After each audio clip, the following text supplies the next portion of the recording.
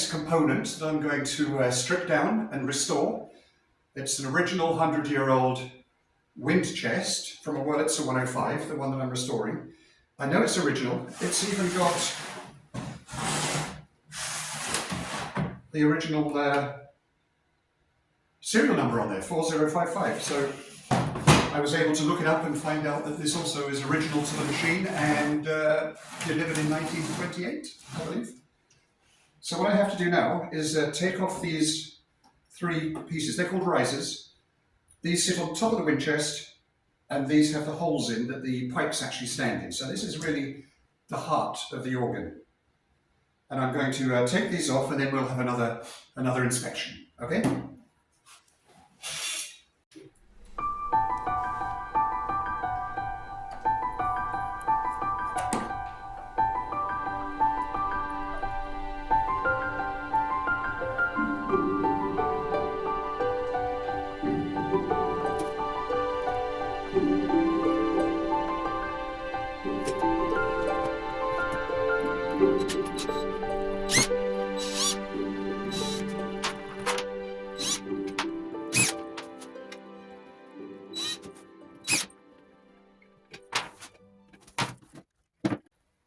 I've taken off the first of these risers. This is how they look underneath. This has a slider. You can see where it has little pins that stop it going too far. And that opens and closes the holes. So you can actually turn off ranks of pipes as you go through. So we'll start there. Oh look, there's lots of... oh no, those are pencil marks. They're not cracks. Okay, I'll get the next one off now.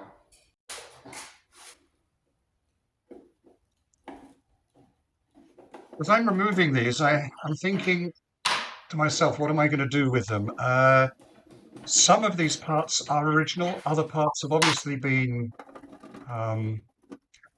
adapted or repaired. If you look at the different colours of the wood, you can see the ones which are original, the ones which aren't. I'm not sure quite what to do about that. I'll probably remake the bits that have been made. They've all got sliders underneath, which turn off and on the ranks of pipes, as I've mentioned. Now, on the original plans, I believe they're the violins in the rank of pipes closest to the rear, away from where I'm working. That doesn't have sliders in the original plans. I'm thinking that was probably just an adaptation. Now, do I want to keep them or not? I don't know. I'll think about that as we move on.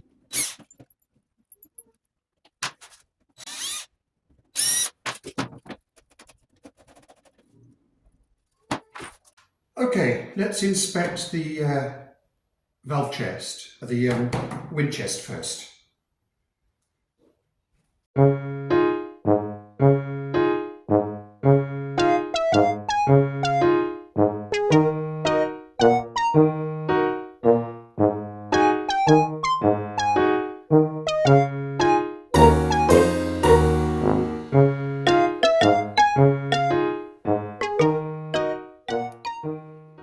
Well, those cracks in the top make it virtually impossible to fix this.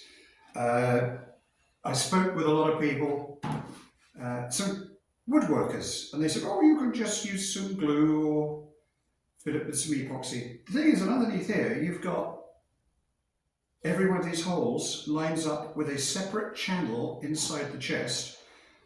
And if you put anything in here, it's going to run through and drip out and just mess up the internal workings as well. It's also not a very permanent solution. I'd rather do a proper restoration. Now, this top is original because I can see it's got some stamped numbers on it. But it's about, here it's slightly thinner because it's got a rabbet there where some pins go through. But if you look at the edge, you'll see that you've got three layers. You've got the bottom layer, then you've got the channel layer, which is the layer that's got all of the pieces of timber creating the channels, and then you've got this top. Now the top is 1/2 inch thick. Now I'm really hoping that that's been put on with hide glue so I can get it off with some steam and heat. Unfortunately, steam and heat will take a lot of getting through 1/2 inch of thick timber. I could open it up and put some steam in from underneath, but I would have to do that for every single separate channel. So what I'm going to do, I've been down to the wood shop where I've got a couple of buddies there who are helping me out. And what I want to do is take off this top completely and remake a completely new top. How to get this off? Well, he suggested that we run it through a thickness planer. We have one at the wood shop that's enough to take this whole unit, and then we just skim this off until we get down to just like an 1/8 or a 1/16 left, depending on how accurate this is and how flat it is and whether we can take the same amount off all over. And then once we brought it down to that thickness, well, it won't be thick anymore, it'll be thin, then that just gives us like a veneer of remaining timber that we can get off with an iron and some steam and so on. That would at least give us an idea of what we're up against. In order to put this through the planer, this has to be completely flat and parallel to go through. Unfortunately, on the back, where we have these channels that go down to the pipes on the bottom of the organ, this has got a lip on it. So if we were to put it through like this side would be an 1/8 of an inch, 1/4 of an inch taller than this, and that would mean that it would be planed off unevenly. What I've got to do is trim a couple of pieces of this and fix this on the bottom with some double-sided tape, and then we know that this is the bottom, and it's all flat, and we can start planing on the top. And I'm going to do that at the wood shop this morning, so I've got to get this ready to take with me. So what I'm going to do now is get my track saw out and cut a couple of pieces of this and get it fixed on there, so we're ready to go down to the wood shop. Hang around and see how I get on.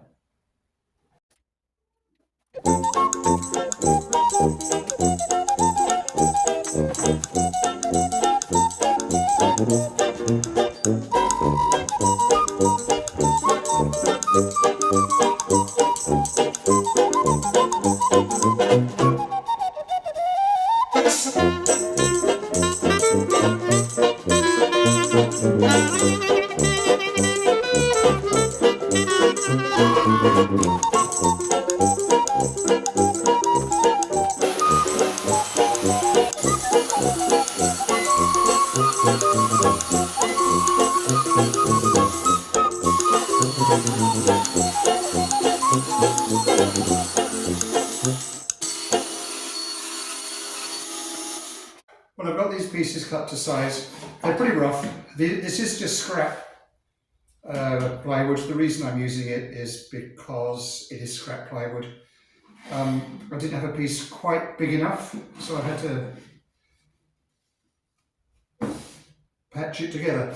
Now, this is going to go through a planing machine, and this is going to be on the bottom, so this is going to go on the planing surface, along the metal base of the planing machine. So this needs to be flat. It's not 100%, but that's okay. I'm not expecting it to be 100% because we're only trying to get as much as we can off the top. It doesn't have to be totally accurate. So to put this on, I'm going to use lots of double-sided tape. But before I do that, in order to make sure that nothing really catches up, I'm just going to sand these edges so that when it goes into the planer, there's nothing to catch. Okay, so a little bit of sanding now.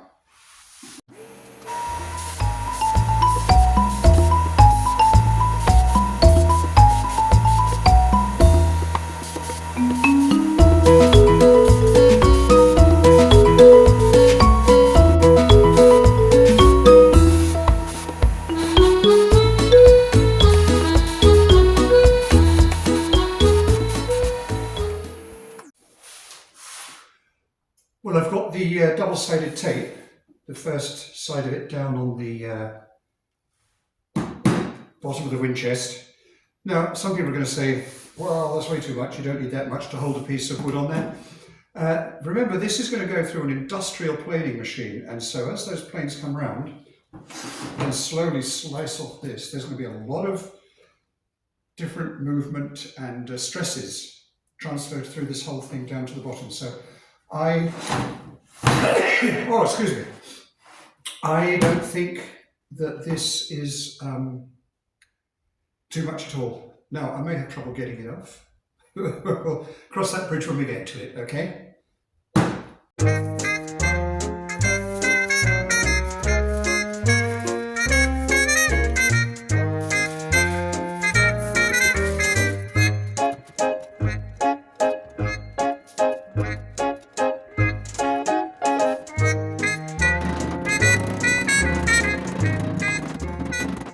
So this is now ready to go down to the wood shop and plane as much of the top off as we can in order to rescue what's underneath it. It's actually about 1/2 inch thick. This is only 1/4 inch because of the rabbit for these pins. But look at the cracks. These are just massive. This one goes all the way here, and 1/4 inch, and then it goes all the way over here. Another 1/4 inch, and then it goes all the way across there, so it's in pieces. When I remake this, I'm going to make it out of 1 piece, 2 pieces, so that 3 pieces, so that the joins between the wood will be placed where there are no holes need drilling. I'll get the timber and I'll alternate the grain so that it doesn't cup. But first we've got to get this off and see what we can rescue of the rest of it.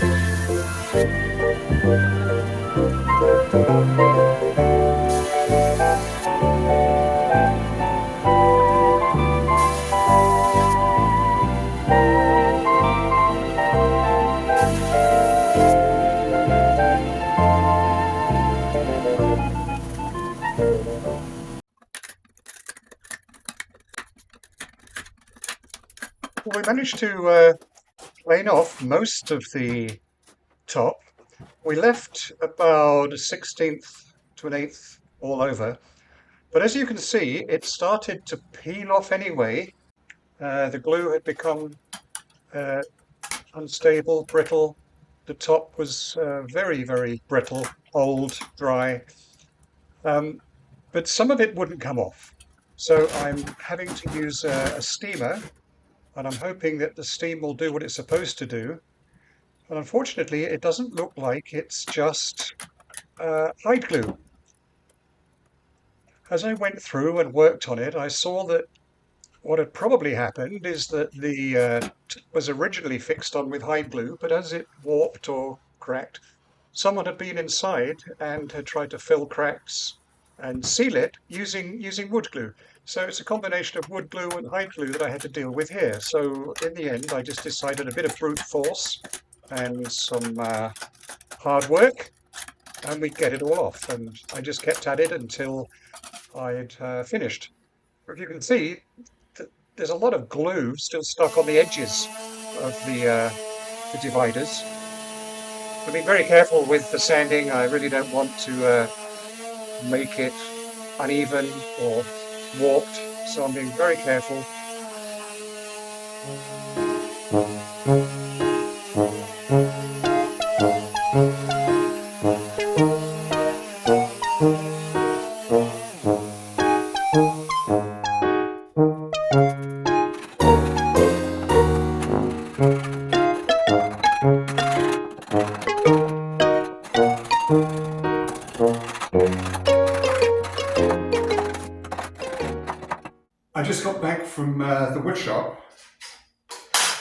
where I took some large pieces of hard maple and I had them cut in half.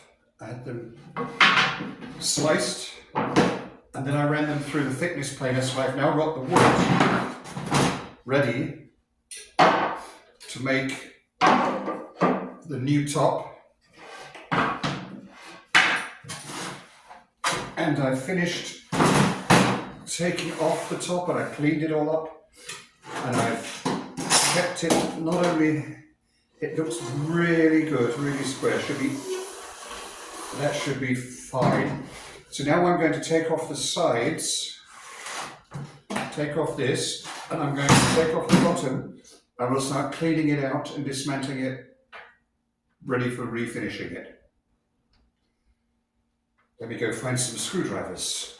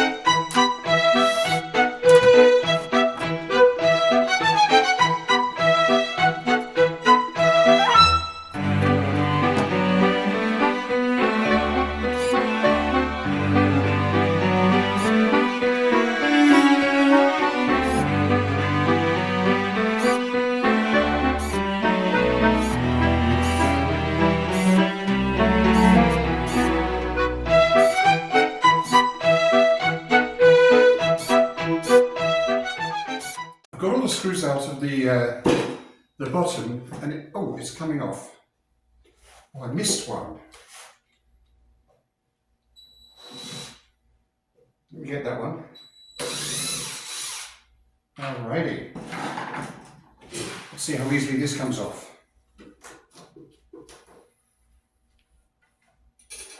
That wasn't bad at all. This piece I can use. It's a bit rough, but it's not too bad. I can sand this and refinish that. That's going to be a fairly simple matter.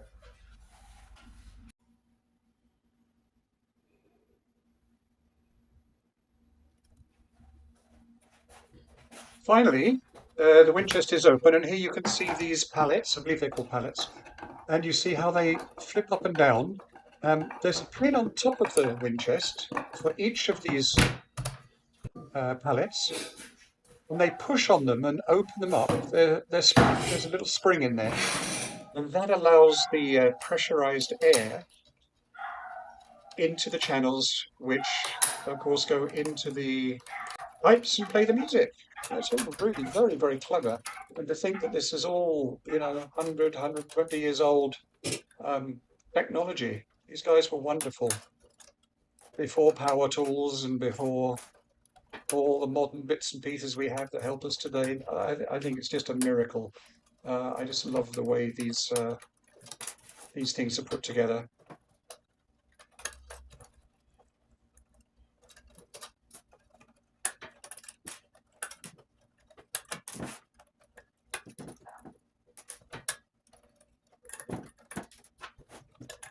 You'll see later, I made a big boo-boo here. These two strips of wood that go across the top that the pallets lie under, and where the springs are attached, I've gone to a lot of trouble to take out all the springs. It turns out later on I discovered that they can actually be taken out, the bars, and they can easily be put back in again. So I don't know why I didn't take them out in the first place. You can see here all of these pallets, they're all numbered. So they've been kind of hand adjusted and numbered to make sure that they all go in the right place. I'm going to save all these springs. I've got a lot in storage from before, but I'll use the original ones if I can. But all the screws and stuff, I'm going to put new screws in. A lot of them have got heads that are damaged and so on. So here I'm going to take out pallets. There's the first one. Came out quite easily. The leather just split, and half of the leather stayed in the wind chest, and half of it stuck to the pallet itself. There you go. The leather is just very fragile. You see those the black leather there? Well, it's not leather. It's actually a rubberized material. Where they've repaired it before, they haven't taken out the old one and put the new one. And you see, as I take out the pallets, some of that black material will come out, and underneath there's another piece. All they've done is glued a second piece on top. That's going to make life more difficult for me when I come to clean it up.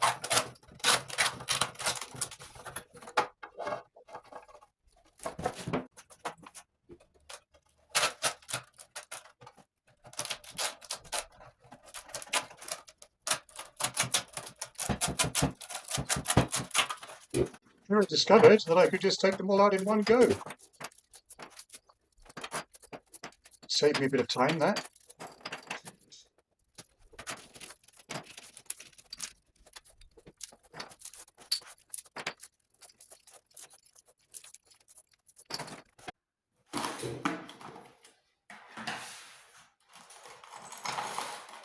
Here's a little container with a few bits and pieces. Those are all springs. Bought them from the organ supply company many years ago. So I've got lots of bits and pieces in my cupboards. This is interesting. Here you can see the two different styles. On the left is mine, which I made for my replica, and on the right is one that was in the original. I'll talk about that a bit later. I'm not sure what I'm going to do.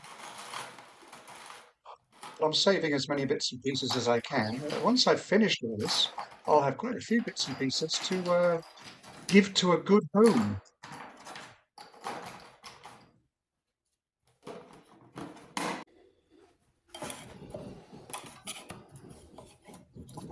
Now it's time to clean up the inside. I'm going to be using all new leather and gaskets and so on. Here you can see this piece of, it is leather, but it's very thin and it's been on there a while, I'm guessing. So I'll just play a little piece of music while we tidy all this up.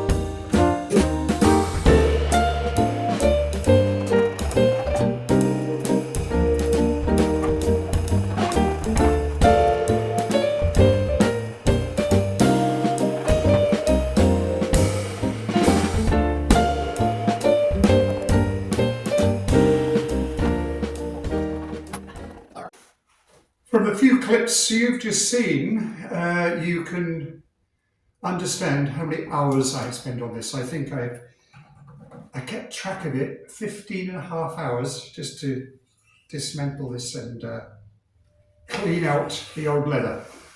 One of the things I found about getting rid of the old leather, because it wasn't leather inside, it's rubberized cloth, and the rubber was stopping the moisture getting through to the glue underneath, which I believe was hide glue, but the rubber was just stopping it getting through.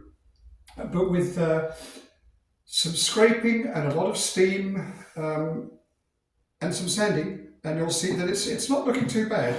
A little bit of a tidy up, and we'll be ready to start rebuilding. It's all going to be refinished, of course, but not inside here. You don't paint on the inside where you're going to glue cloth or leather down. It just won't stick to a finish. It needs the wood underneath. I've noticed that a couple of these screws stick up a bit, which means that's going to affect the seal. So I'm just going to take these screws out and maybe push them in a little bit further. I've got one problem here. This piece of wood on the end, it's got a gap here of about, well, it's between a 32nd and a 16th. No, it's more like a 16th and an 8th. And on the end here, there's, it's crooked. And I think this piece of wood,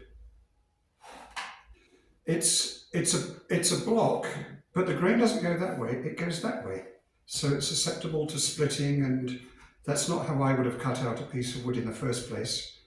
If I'm putting in a piece that's 2 by 2 by 12, I would have cut it with the grain going long ways. Never mind, we will work that out. You'll notice that during the tear down, I took out I should have taken these out earlier, I've mentioned it before.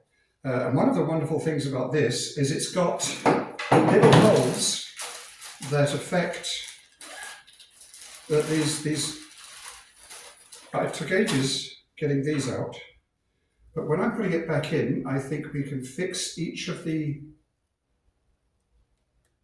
wires in place, and then when we put this in, you can put them in already in place rather than messing around with it like I did to get them out. Another problem is that these pallets, they're not bad, but they're not good. These are the ones that I made for my replica. I had some spares, but if you look here, you'll see the thickness of them is absolutely wildly different. This is almost I would say 3/16 of an inch. There's no volume to it. There's no heft to it. Whereas this, there is. I'm going to check that this has the same measurements as the one that I made, and if it does, then I will. I'll remake these, because yeah, I know I want to use as many parts as possible from the old one, but if you consider that these have still got the old leather grill to them and it won't come off. Once I've sanded that off, there'll be like a 30-second less, and that's just going to be too little. So I have to remake these and remake the top. And you see that I've got the timber for the top. So this is all for today. 4055. One step closer. Really excited. This is quite a lot of progress. So I hope to see you in the next video. This episode is number 20. 20 episodes in 6 months. Well, we're actually making progress, and that's the whole point. I hope you have a great week until I see you again, and enjoy your carpentry. Cheers!